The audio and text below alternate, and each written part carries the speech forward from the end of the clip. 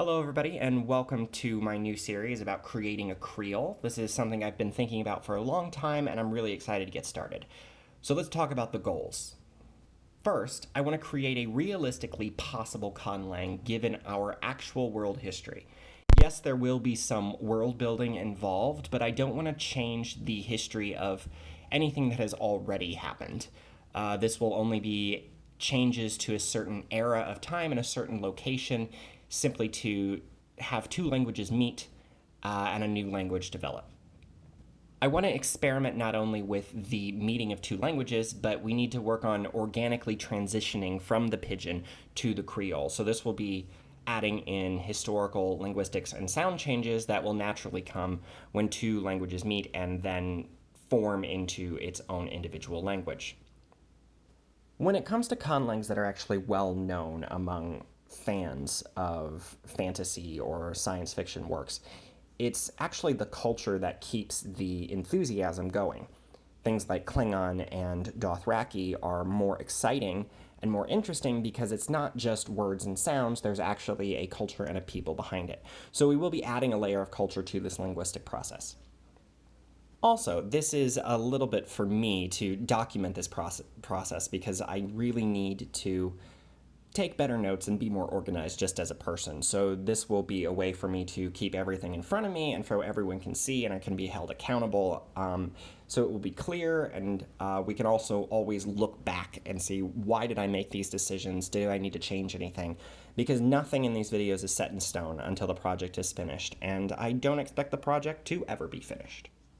And lastly, I am preparing for a PhD program that I have no intention of actually completing. I would love to get a doctorate in conlangs or historical linguistics or something of that form down the line, but that would lead me into academia, which I don't want to do, at least any further than I already am. But this is a nice mental activity for myself to keep my skills going. And if I do need a portfolio of some kind, here we go.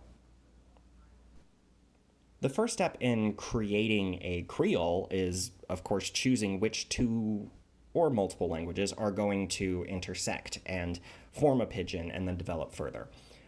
In my time thinking about which languages could work, I discovered that there are some things I really need to take into consideration. So I've developed 4 criteria here to help us narrow it down. Our first criteria is a realistic time frame, and I want to thank the Native Lang YouTube channel for some of their videos about the speed of language change and how much time it actually takes to develop a new dialect or language completely. While I'm not following all the information they provided, I've actually sped this process up a little bit. I'm still very thankful for a lot of the information you can find on Native Lang. So I pinpointed an area around 1700. I don't want to go too far back because I still want to have some sort of historical basis if I need to go look back at one language that maybe a element didn't come into effect until after this point, so it would not be in this language. So this allows me about 300 years to develop a pidgin and then a Creole. Also, with time, history is important because I cannot take two languages from separate parts of the world who never intersected around 1700.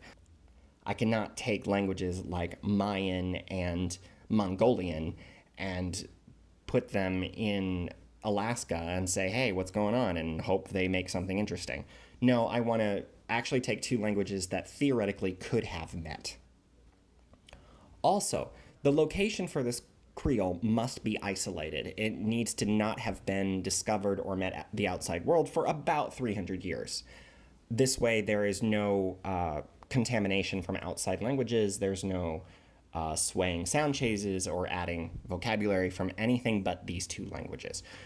So really, it needs to be an island or surrounded by mountains or an impenetrable jungle, something that will keep it completely isolated from the outside world. The languages also need to be from two different families. I'm not going to combine French and Spanish. That would make no sense because they already come from one mother language.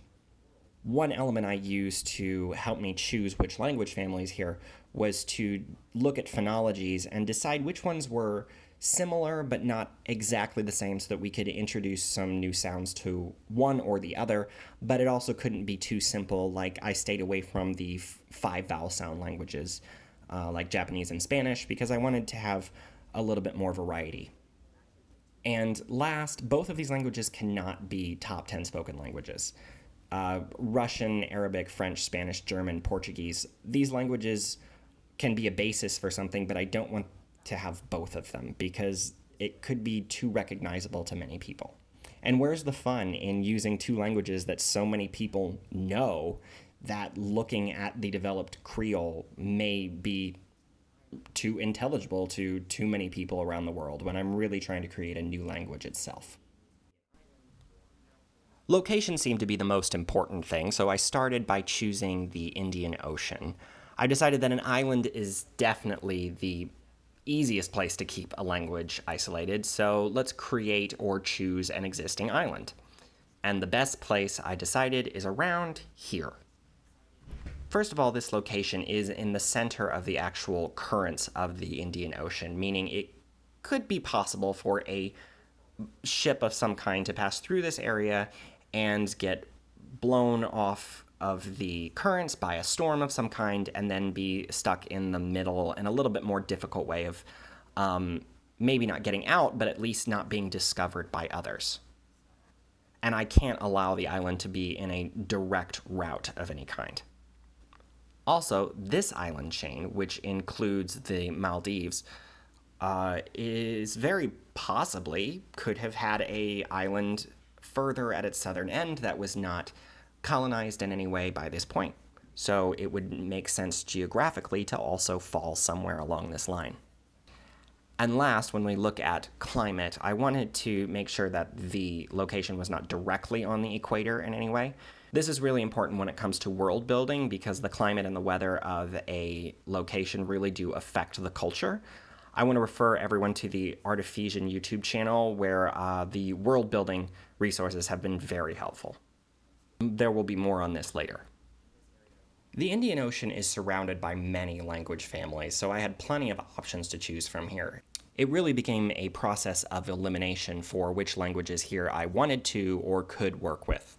Seeing as French, Portuguese, and Dutch were the main trading languages of Europe at the time that were crossing the Indian Ocean, I decided that Arabic itself has too many speakers and is one of the top 10 languages in the world, so I can't really use Arabic. Next, I eliminated the Asian languages on this side of the map, mostly because their grammar and phonology differ so much from the background I have with European linguistics.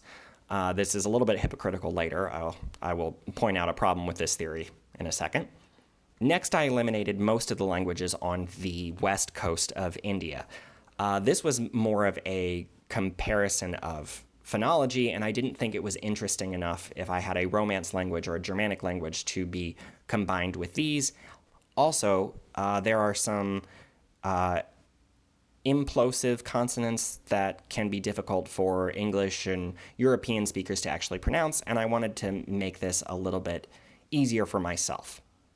I next eliminated the Semitic languages because I personally don't have a huge knowledge in this area, but also because this area in Africa in the last 300 years has been under such turmoil and so many civil wars and change that I really couldn't account for how much Semitic has actually changed in itself over the last 300 years. How do I make a pidgin or a Creole from a language that maybe I can't find enough written resources from 1700 to actually progress a language forward?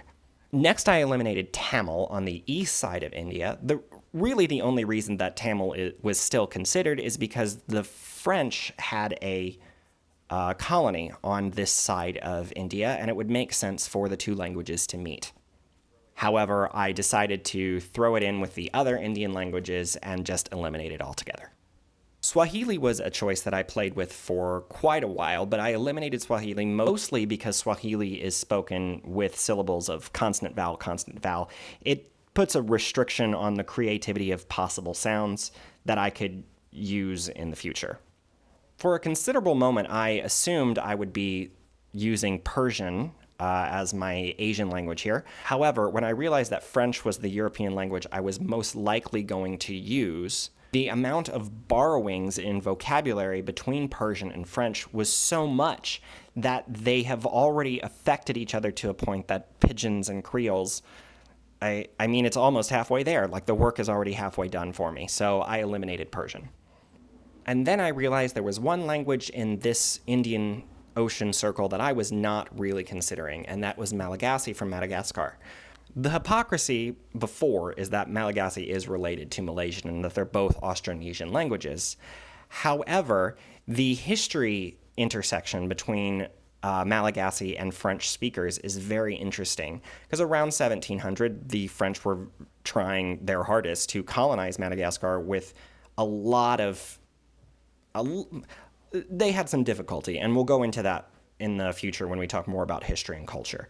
So I could eliminate the Portuguese and the Dutch in this situation, not only because I wanted to use French, but also because the French actually had an intersection with Malagasy. Their phonologies are different enough that it would be interesting to combine them.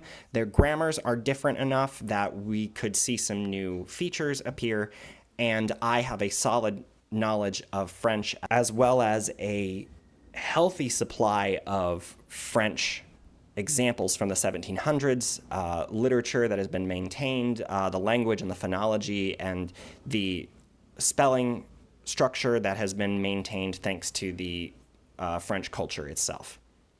To summarize, for this project going forward, we will be combining French and Malagasy to create a pidgin and a Creole. It meets the criteria of them intersecting historically. I can geographically isolate it in the center of the Indian Ocean. They are both from different language families, and I considered the phonology and the grammar to make sure it wasn't too simplistic or too difficult for myself. And both of the languages are not top 10 spoken languages. French, thankfully, has its historical continuity and resources that I can refer back to. And Malagasy itself, perhaps I can use some reverse historical linguistics to discover some of the changes that have happened since 1700s and move forward from there. But at the same time, it's also a language that is not hugely documented, so it's going to be difficult for anyone to criticize my use of Malagasy because of the limited amount of resources from 1700s. You know, just covering my backside on that one. The next video will include comparing the phonologies of French and Malagasy in order to see how they combine and which vowels and consonants we will be keeping moving forward. And then we will begin to create the pidgin for a situation where these two peoples may interact and need to communicate for a short amount of time, not knowing that they're going to be on this island for a while. Everyone, please like and subscribe, and I would love to see you back in the future. Please give me some feedback if there's any holes in my logic that you've discovered or anything I need to change. Nothing is set in stone. And I look forward to sharing the process with you in the future. Bye.